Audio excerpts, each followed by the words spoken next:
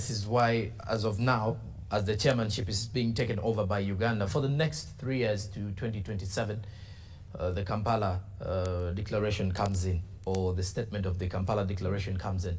On your screen, you can see is a setup of these particular meetings, the political committee, then the economic and social committee.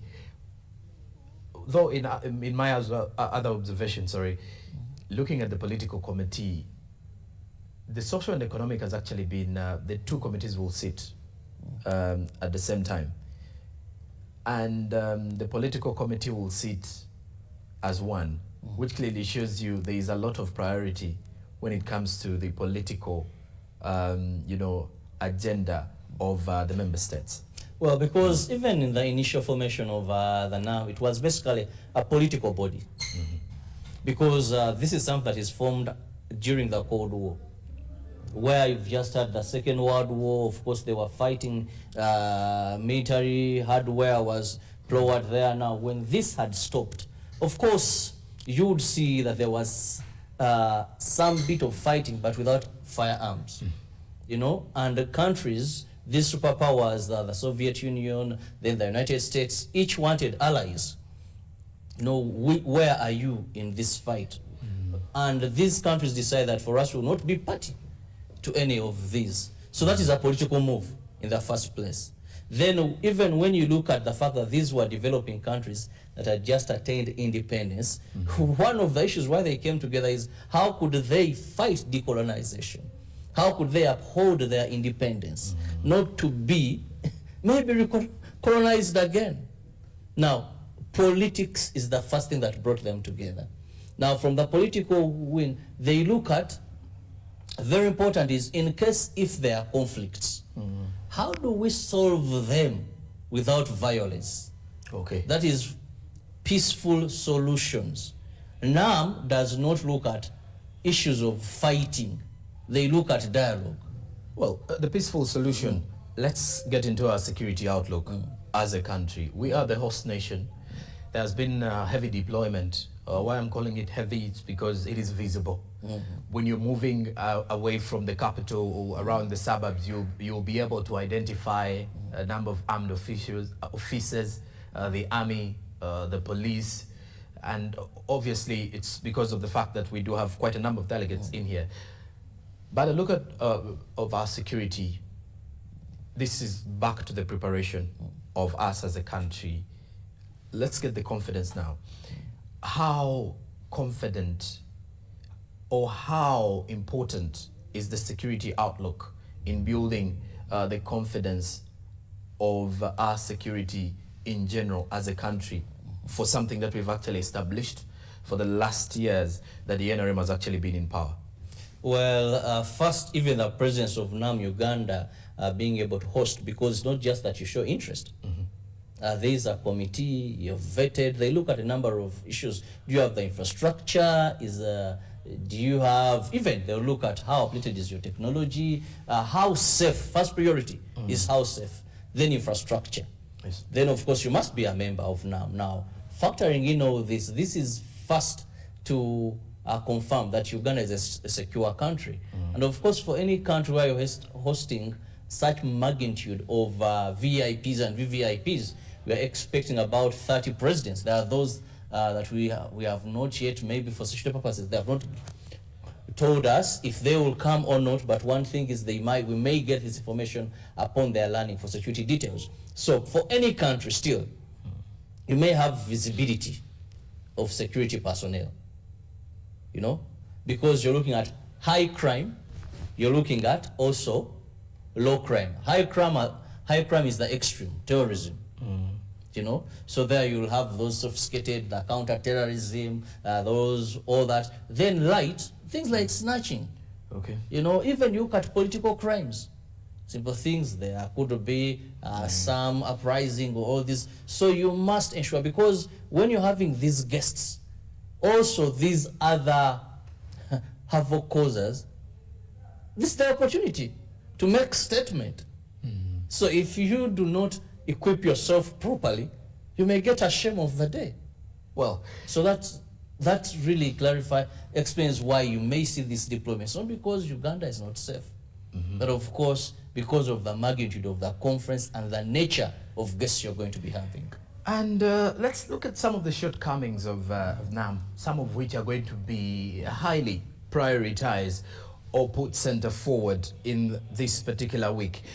Looking at the fact that in this kind of geopolitical scenario that we're in, at times you get to realize that the relevance of NAM had been questioned by a lot. And a factor here is looking at the fact that it has failed to establish an international economic order. And when I look at the fact that we have an economical and social committee, I want to believe these are some of the things that may be discussed. But not only that, there is also an argument of stopping the arms race or bringing an end to the nuclear proliferation. Some of the discussions here is the issue of Gaza. That is also going to be tabled, and NAM will definitely Even the nuclear issue is most likely to be tabled. Obviously. Now, those are some of the things where NAM has to come out and pronounce itself, like more so its position. Then let's also look at the fact that there is it has not prevented regional confrontations. This is a very key aspect of bringing together people, because why I'm bringing this up, I'm building it around the fact that if we're looking at deepening cooperation for a shared global affluence, then when you look at the fact that we have failed, or as the non-aligned movement has failed to actually put an end or to prevent regional confrontations, what ways or what are some of the key things that need to be looked at so as to address such a big issue? One, we must look at the principles and of course what governs membership of the non-allied movement, and to what extent are these binding? To what extent is the non-allied movement able to bite or enforce, you know, compared to maybe another body like you? First, this is an unstructured movement. You know, you can't look at like you're going to look at maybe the UN that has headquarters, has a security wing and all this. Here, they respect a country's independence, sovereignty, they respect a country's decision. NAM doesn't work through coerciveness, you know, like maybe somebody may deploy. NAM doesn't work through that. For it, because of its origin, that they had seen what World War II had done. They had seen what violence had done. When we talk about the likes of the founding fathers, the Kwame Nkrumah, the Indian Prime Minister Nehru, when you talk about Yugoslavia's president come to India, Indonesia. Now, when these, and at the first in 1961, where I had about 25 countries and a few observers there, you find that anything to do with arms or fighting was something that they said we shall not deal with. We can only dialogue.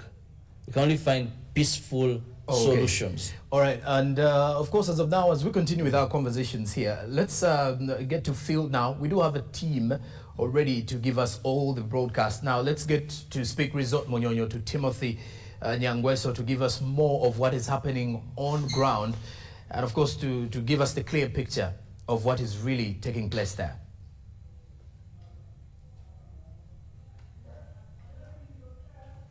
All right, Timothy, good morning, good afternoon, good morning, good morning.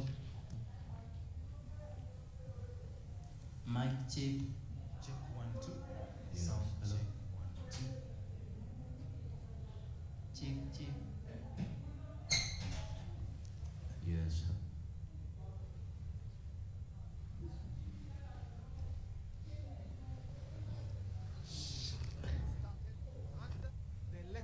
Of the chairman of the summit was made, and Ambassador Adonai Ayevare officially became the chairman and took over from Azerbaijan there. And we discussed the first part of it, especially breaking up into 2 committees.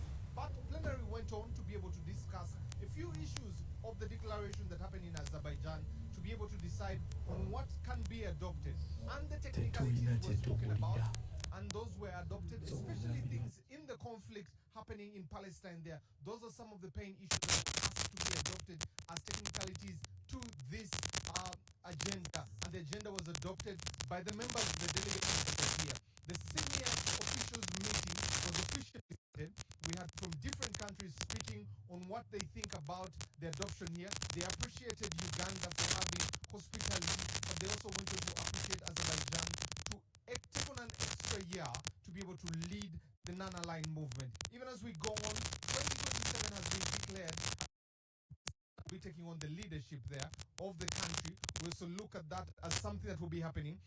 And tea break happening right now. They'll be back for the two committees. One, the political committee that will be happening, but also the economic and social committee will be happening in the Renzori ballroom. Here we'll have the political committees happening and discussing everything from 11:30 there. They'll be breaking down some of the issues that they think need to be addressed in the agenda there.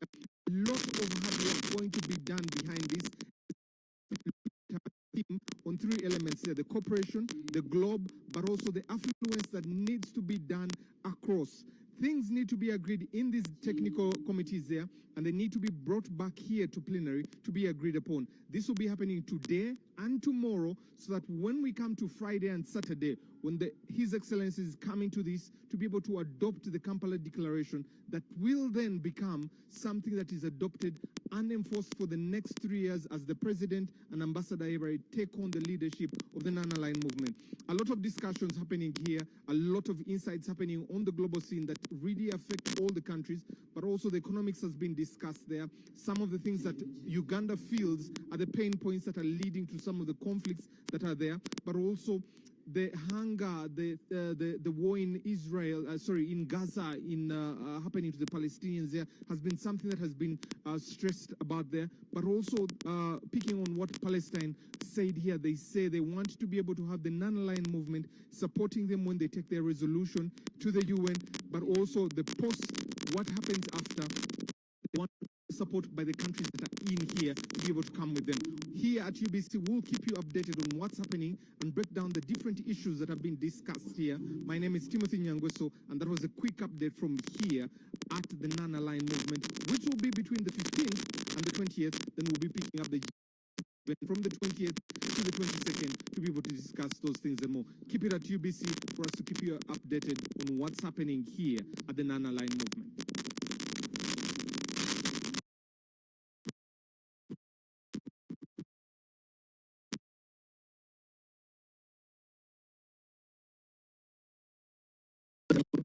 Giving us a picture of what is happening there is fast.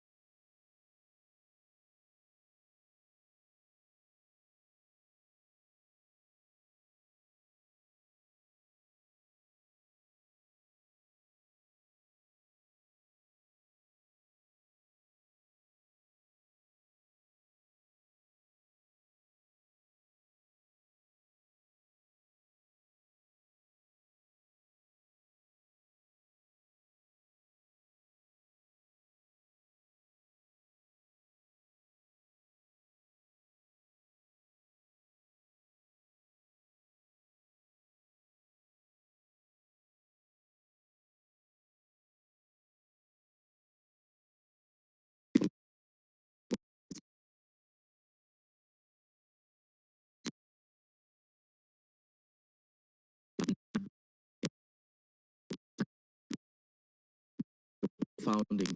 Sustainable development has also been one of the key things that you push. That is, if you look at the SDGs agenda and the like. Let's get into sustainable development for the member states of NAM. Now, after looking at the political bit of it, definitely NAM was not going to be only there to look at politics, because much as politics is very pivotal in terms of development, also to address other issues of economic growth. How do these countries develop themselves without influence of those that they had refused to align themselves to? That is why when they came together to look at what do you have that you can give, or what do I have that I can give, and how better can we develop each other? Now, when you look at the committees even that are being put in place, you have the social, you have the economic, or looking at the development bit of it. That guys, we've come together, but how do we ensure development? So even when you look at the different declarations that have been coming, an element of economics. That is why when it comes to issues like public debt, I remember our Minister for Foreign Affairs, General J.J. Odong, in his opening remarks, he also talked about it, the debt issue, that you have an economic challenge here. That is, and remember, most of these countries get these loans for developmental purposes, no matter which, either they are concessional, non-concessional, no matter which source they have gotten them from. These developing countries look at the element of how do we get funds for development, but also their global positioning. You may find that a number of them are still developing countries, African countries, developing countries, and they look at this movement as how best opportunities that are there on individual merit. I liked one of the people in Uganda on the organizing committee that was saying, how best can we trade with the South to see that the coffee we grow in Uganda, we can have value addition to it. You know, how can we cooperate for developmental purposes? That yes, you're better than me in this area, better than me in this aspect, but we can work together. There's a win-win situation. By the end of the day, we both get monies to move our economies better. Okay. And deepening of cooperation for shared global affluence is simply where our conversations and discussions are. 120 member states. The observer countries are 18 of that, but still we have 10 observer organizations. So not only do we expect delegates from the 120 member states, of course, we also expect delegates from the 121st member state, which is also expected to be part of NAM, that is South Sudan, or the newest member, if adopted, the newest member of NAM, South Sudan. Of course, making it a total of 54 countries from Africa, that will be part of it as well. So as the summit continues, by the way, there is also a clear observation about how the different ministers or officials from Uganda have been prepared ahead of the same. We did mention that the fact that Ugandans can as well tap into the opportunities here. Among us, the etiquette training that the ministers were being taken through, one of the key things that they were prohibited from is oversharing or sharing of business cards, and then the element of seeking for visa and fronting their political parties in such meetings. So what should the Ugandans expect from our ministers in regards to the representation of our country during these closed-door meetings?